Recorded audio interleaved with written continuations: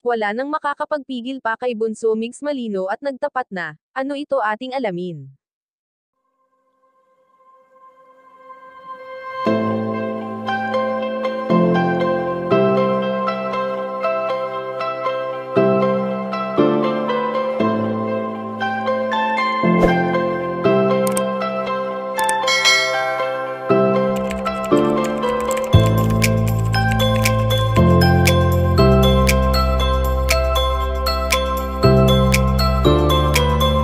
Patuloy ang pagbibigay saya ni Bunso Mix Malino sa mga taong higit na mas nangangailangan, lalo na nga sa bayan nito sa Batangas.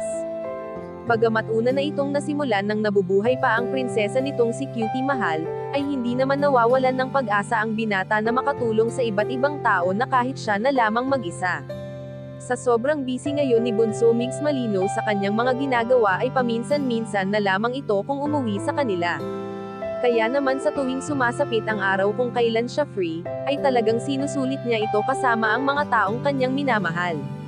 Sa angking katangian nga ng binata, ay marami ang natutuwa lalo pa nga at malapit siya sa kanyang pamilya na alam naman natin na hindi lahat ng magkakapamilya ay ganito rin ang turing sa isa't isa. Sadyang napakasaya ni Nanay Belen sa tuwing nakikita niya ang pamilyang kanilang nabuo, kung paano sila magmahalan sa isa't isa. Ngunit bilang isang ina ay nais rin ni Nanay Belen na maging masaya ang binata, at sana ay dumating na rin ang babaeng magpapasaya ngayon kay Bunso Mix Malino.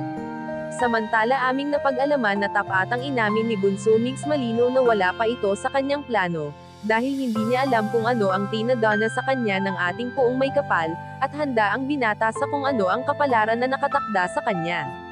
Kayong mga ka-chika, anong masasabi nyo dito? Please leave the comment and don't forget to subscribe.